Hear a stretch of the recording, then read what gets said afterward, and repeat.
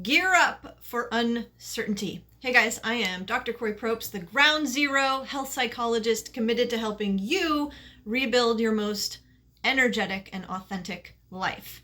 And in this final video of this 5-video series, we are contemplating the question of how do we rise to challenges? Well, uncertainty and really getting acquainted with it and expecting it is one of those skills that can help us do that.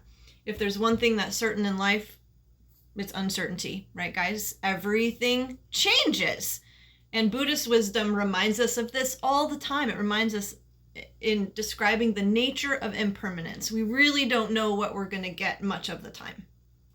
The more we grasp and we hold on to something and we cling to it remaining the same, the more we suffer. Have you noticed this in your own life? The more you try to control, the less control you feel you have. So rising to challenges really asks us to expand our vision and open our minds and awaken our hearts. It invites us also to let others in so that we can literally feel our vulnerability. And that means exposure. And that means rawness, and literally contemplating the uncertainty of things can bring that up for us, right? There can literally feel like a bit of fear and anxiety. So rising to challenges, though, does not mean that we don't experience pain. And I think, when I say, how do we become like impermeable and resilient? And that's not the goal. To not experience pain and suffering. We're absolutely going to, because we're human beings.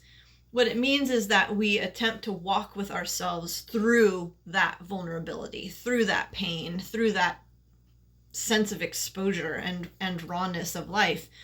And if we can't hold ourselves up, then we let others be our buoys through the storm, okay? So in July of last year, and you've heard me mention this a lot, but it was a really significant event in my life, and it was a challenge. In July of last year, I was in a cycling accident, and it required a lot of help, and it invited me to let in support, okay? I was reminded during that time of the interdependence, okay? The way that all of us rely on each other and feed each other. And I was reminded of my fallibility. I really got up close and personal with a lot of feelings, including sadness and hope and discouragement and appreciation.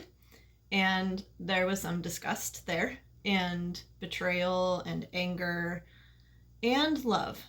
Okay, so it was a roller coaster for me, a roller coaster ride. I received so much emotional and physical support, though, through it. The other thing I received, though, was a lot of, "Are you fully recovered yet?" questions. And to be honest, guys, I'm still getting them, and I still can't answer the question of whether I'm fully recovered in a succinct way. I really don't know.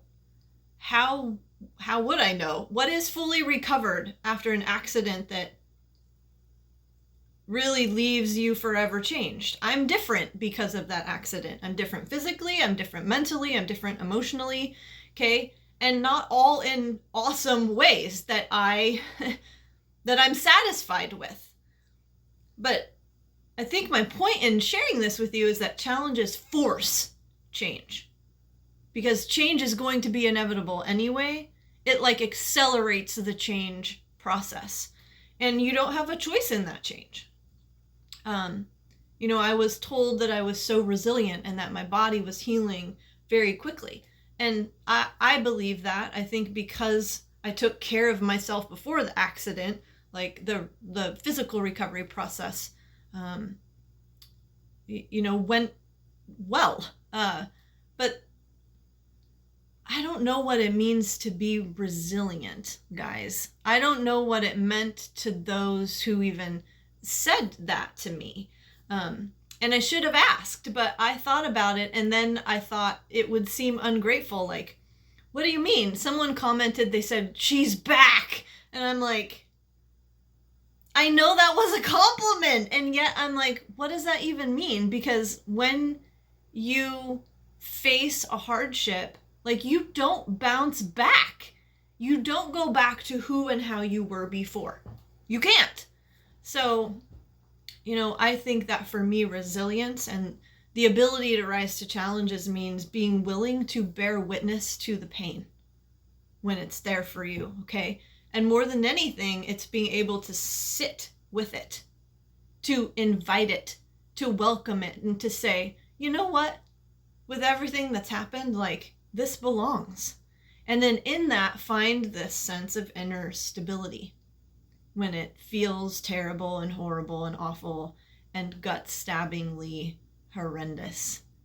To be able to be with and befriend the uncertainty.